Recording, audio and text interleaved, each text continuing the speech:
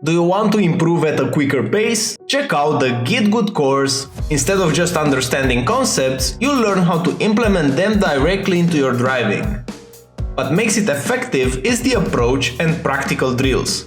Together, we're gonna focus on breaking down those complex concepts into small digestible bits that are simple to understand. Everything from the course was tested and refined during the years in coaching sessions, so what I ended up with was the ones that I saw were the most effective. Let's elevate your racing skills together.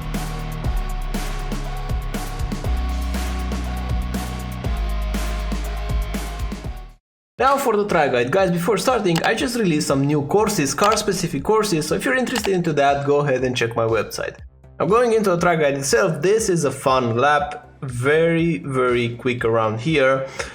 First corner, flat out, you just want to keep tight lines so you can be more on the right side, because we want to be all the way here when we go into turn 2.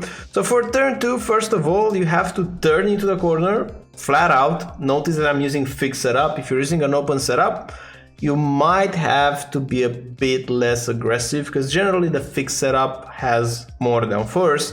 But if you're using the fixed, make sure you're lowering the brake bias. I was using 54% in this lap as a reference.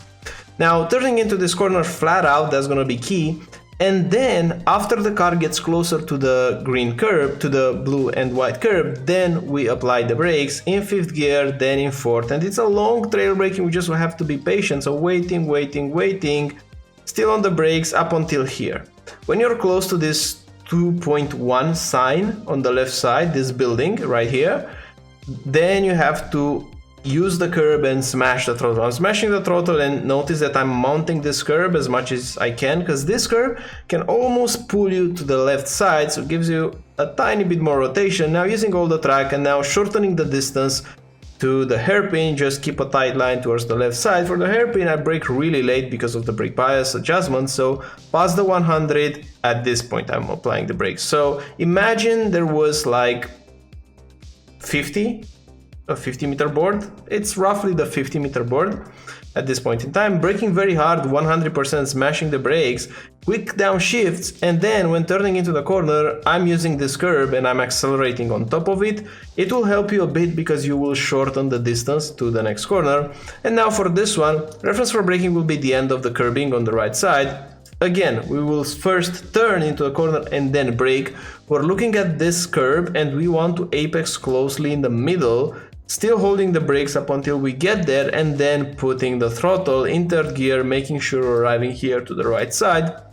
And now once again, it's just minimizing your steering input around here. You don't want to do anything else than covering the shorter distance possible. Now for this corner, I'm opening it up as much as I can because I will try to be aggressive with the throttle. I'll try to take advantage of this high downforce setup. So first of all, turning with 100% throttle into the corner, I'm looking at the curb. I want to get close initially, and when I feel in the force feedback that the car starts to understeer, when I feel like the car is not turning anymore, then I just drop the throttle to 40% or so, and I'm just managing here the throttle drop so that I will be, in the end, I want to have the car position here on the left before going downhill.